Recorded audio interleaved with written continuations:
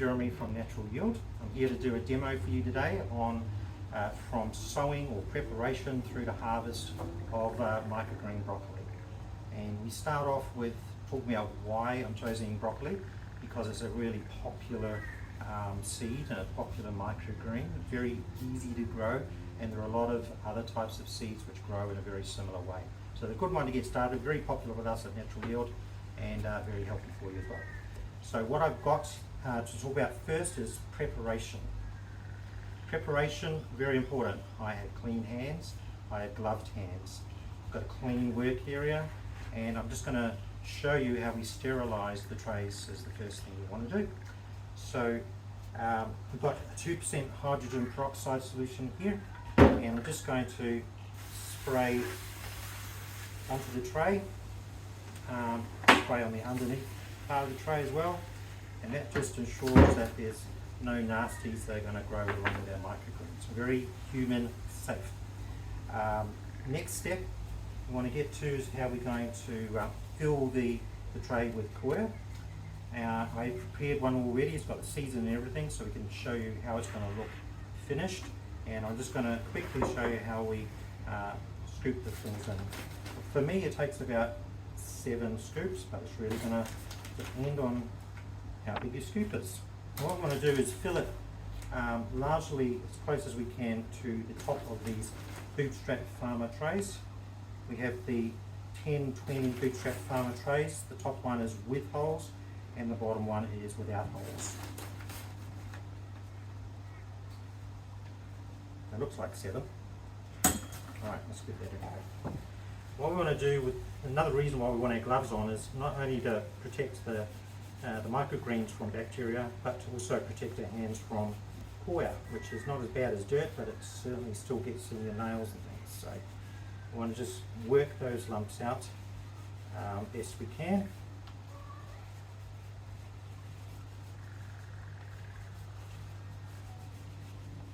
And then once they're all worked out, we want to just smooth that out, get it distributed evenly across the tray. Like this.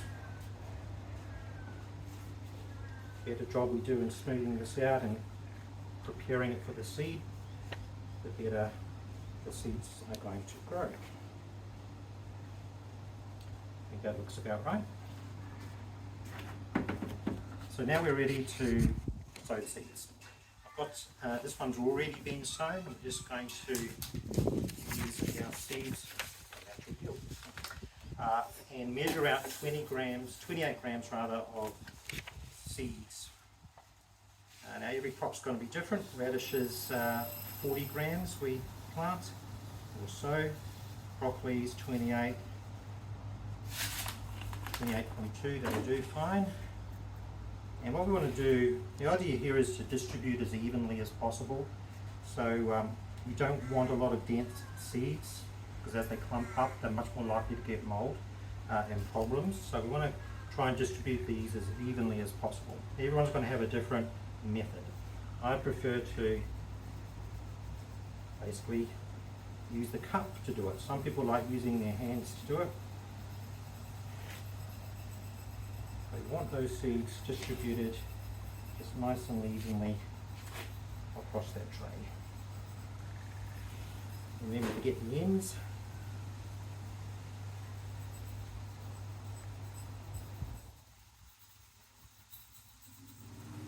There we go, looks pretty good. So now what we want to do is mist the tray. So we want to mist the top. Some people will underwater it, bottom water it, which we do once it's in the rack. But for getting this going, for germination, I water on top. So I'm just going to grab our hose. I'm just going to lightly mist it. Now we don't want to mist it so much that it's swimming in it. We just want a nice light mist. I'll do this one at the same time. So it's not cooling water, but it is wet.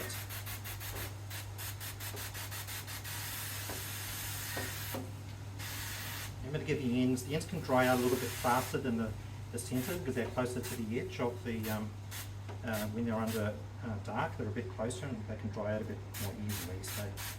So make sure it's nicely ready. It'll do fine. Now the reason I've done 2 trays is because there is 2 methods by which we can rack them. So I've been recently using the Bootstrap Farmer 1020 Humidity Blackout Humidity Dome. So in that case we would use these right here, and we can just plant those, put those right on top of the trays like this, and they can go into the rack just like that. The advantage of doing that way is when you come to, if you're going to do it the other way, you come to unstack them, you've actually got to clean the bottom of every one of those trays, because they get the debris from the tray that's beneath it. So there's an advantage there. It does save you time in cleaning. And in our recent experiment, which you might have seen on YouTube, we discovered there's really no difference between the output from a tray under Blackout to one that is stacked. So what we want to do now, I'm just going to show you how we do that. When you put that one on top, just keep in mind that we haven't, we want to put them all under dark, and we haven't disinfected the bottom of this tray yet, which we want to do. So let's just do that quickly and put it on like that. Now we've discovered that you can quite easily stack 4 trays. And all we do is just lift them up like this and find a place to put them. And they'll take about 3 to 5 days to get through their germination stage. In this example I just want to show you now, I've just pulled these out of Blackout. They're under these humidity domes instead of under stack weight. These are been under there 5 days. We put them on Sunday afternoon, and we pulled them out last night, which was Friday. So it's quite a long time for them to be under dark, but as you can see, they're quite long, and they're starting to green up. Oh, so I just want to show you what happens about bottom watering. So we want to underwater, bottom water these microgreens. So we do that with some water. You don't want to do too much, because we don't want them to get saturated. The idea is to water the roots, not the coir. So I'll just see if I can show you from this angle. Just going to do it carefully.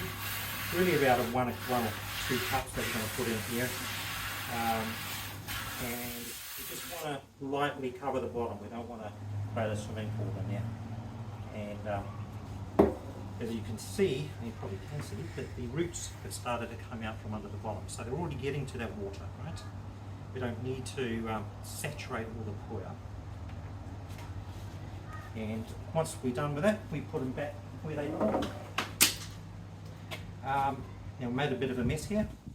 I wanted to move on to what we do on a daily basis.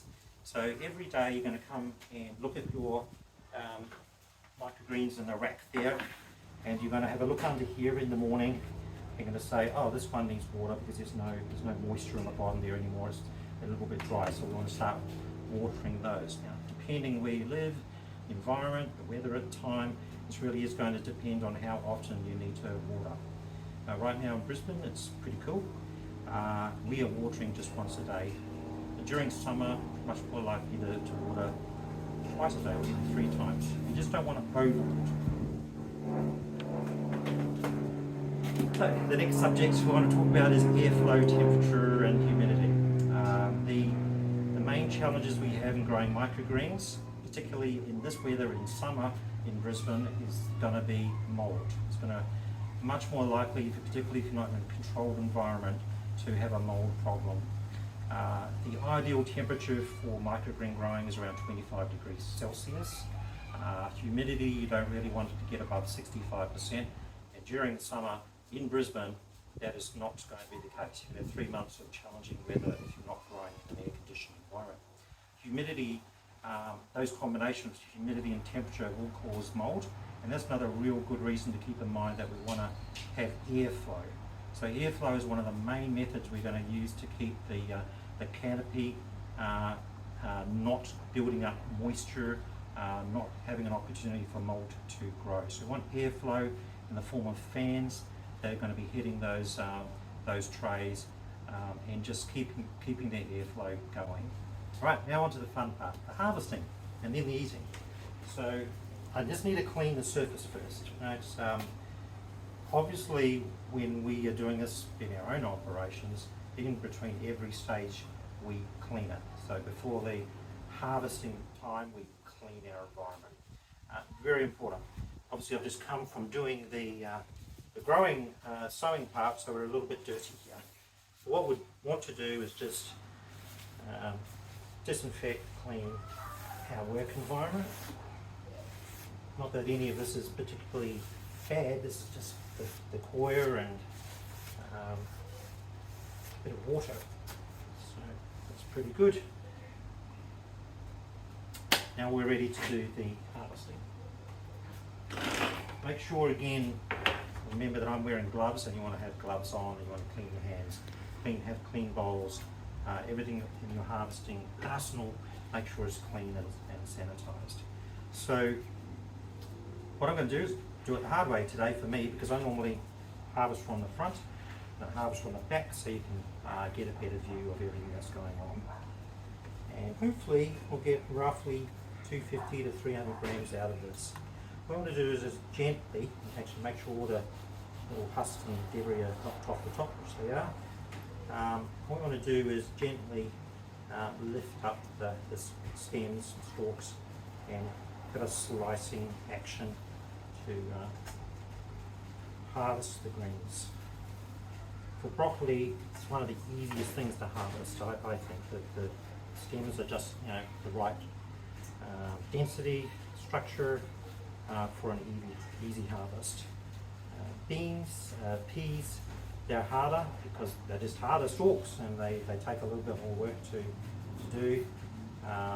Amaranth, on the other hand, which is a very tasty, nutritious microgreen, is quite fragile, and you have to treat it quite differently from end to end. And the harvesting part, you're probably going to want to use scissors. But for most of the crops, you should be able to use this harvesting knife.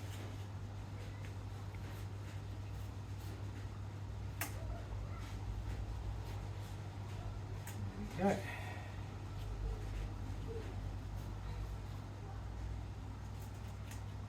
And 255 grams, that's not too bad. I think that's it from us. So thanks very much for watching.